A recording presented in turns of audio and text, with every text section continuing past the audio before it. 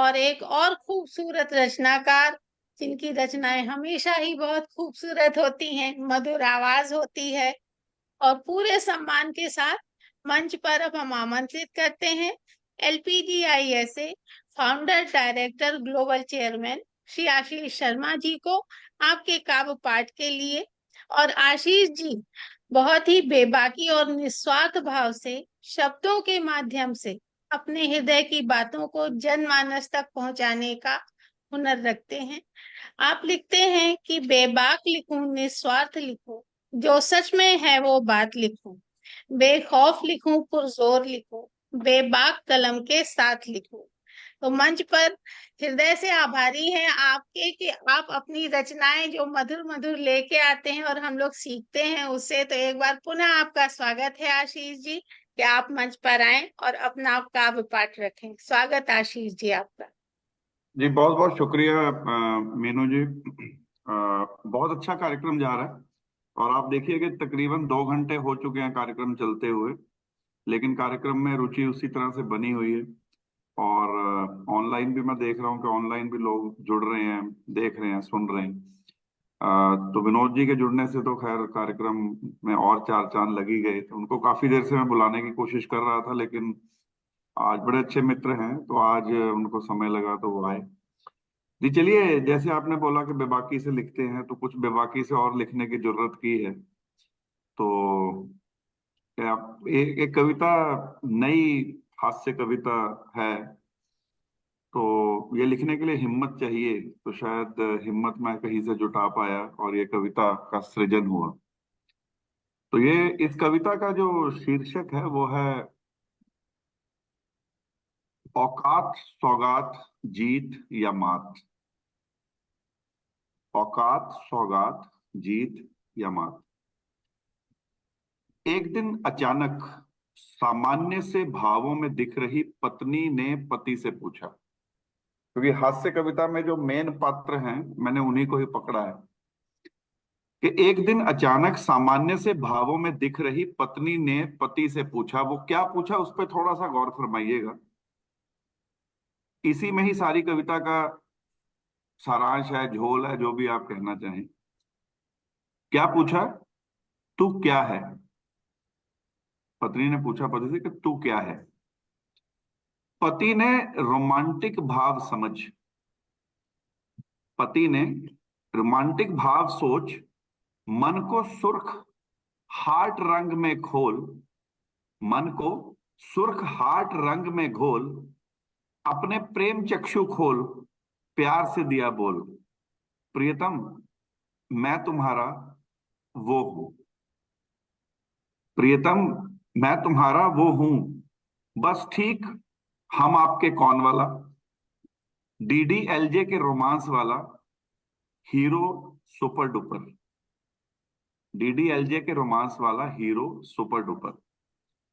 पत्नी के भाव अब लगे थोड़े बदलने, पत्नी के भाव अब लगे थोड़े बदलने, बोली इतने सालों बाद भी तुम टोन नहीं समझते, बोली इतने सालों बाद भी तुम टोन नहीं समझते, लगता है तुम अब भी देखते हो झूठे सपने, शायद तुम ठीक से समझे नहीं, शायद तुम ठीक से समझे नहीं या समझना चाहते नहीं। मैंने पूछा है, अब आप ध्यान दीजिएगा, मैंने पूछा है कि तू है क्या, मैंने पूछा है कि तू है क्या। पति अब भी समझ ना पाया, पति अब भी समझ ना पाया तू क्या है और तू है क्या। पहले पूछा तू क्या है, कि तू क्या है और तू है क्या का अंतर ना समझ पाया। आखिर बेचारा लाचार पति है ना, आखिर बेचारा लाचार पति है ना।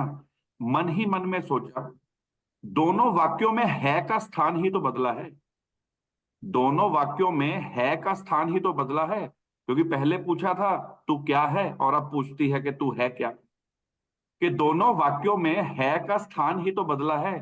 तो ऐसा क्या मसला है भाई, है का स्थान ही तो बदला है तो ऐसा क्या मसला है। खैर बहुत विचार के बाद हिम्मत समेट बोला, बेबी मैं वो हूं। बहुत विचार के बाद हिम्मत जुटाकर बोला, बेबी मैं वो हूं जो तुम्हारे कहने पर दिन को रात कहता हूं, रोने वाली बात को भी हंसते हुए जज्बात कहता हूं, जो तुम कहो बस वही तो करता हूं। ये जुमले सुन पति ने जहरीली मुस्कान से याद दिलाया। ये जुमले सुन पत्नी ने जहरीली मुस्कान से याद दिलाया। जन्मदिन पर नेकलेस नहीं था दिलवाया, सालगिरह पर फॉरेन टूर नहीं करवाया, बहन की शादी में कंगन नहीं खरीदवाया। अब पत्नी के भाव लगे थे होने उग्र। अब पत्नी के भाव लगे थे उग्र होने।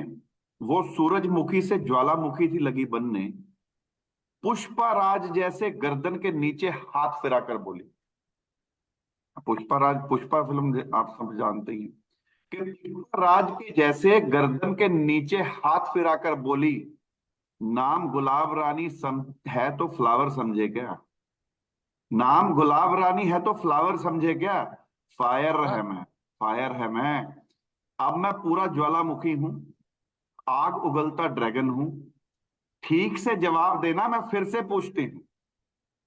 ठीक से जवाब देना, मैं फिर से पूछती हूँ। है क्या तू? है क्या तू? पति अब समझ चुका था। पति अब समझ चुका था मामला गंभीर है। पति अब समझ चुका था मामला गंभीर है, पर समझ से अब भी परे है। पति अब समझ चुका था कि मामला गंभीर है, पर समझ से अब भी परे है। तू क्या है? तू है क्या? है क्या तू? अब ये तीन प्रश्न आए थे इसमें, कि तू है क्या, तू क्या है, तू है क्या तू का क्या बवंडर है? का बवंडर क्या है? तीनों वाक्यों में है का स्थान ही तो बदला है। तीनों वाक्यों में है का स्थान ही तो बदला है, तो ऐसा हंगामा क्यों बरपा है? तो ऐसा हंगामा क्यों बरपा है?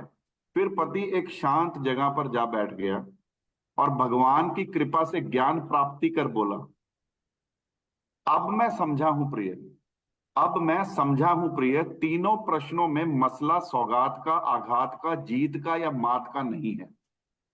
कि तीनों प्रश्नों में मसला सौगात का, आघात का, जीत का या मात का नहीं है, मसला है मेरी औकात का। मसला है मेरी औकात का। मैं समझ चुका हूं अपनी औकात। अब नहीं होगी कोई ऐसी बात जिससे आहत हूं आपके जज्बात। अब इसके बाद क्या हुआ कि पत्नी एक हफ्ते तक नहीं बोली। पति पत्नी एक हफ्ते तक नहीं बोली। एक हफ्ते बाद नेकलेस, कंगन, फॉरेन टिकट पाकर बोली, अगर पहले प्रश्न पर ही समझ जाते अपनी औकात, क्यों घुमाना पड़ता बेचारे है को दाएं बाएं हर दिन हर रात। कि अगर पहले प्रश्न पर ही समझ जाते अपनी औकात, क्यों घुमाना पड़ता बेचारे है को दाएं बाएं हर दिन हर रात। अब सारांश ये है कि पत्नी अब खुश है, पति अब भी नहीं समझ पा रहा है।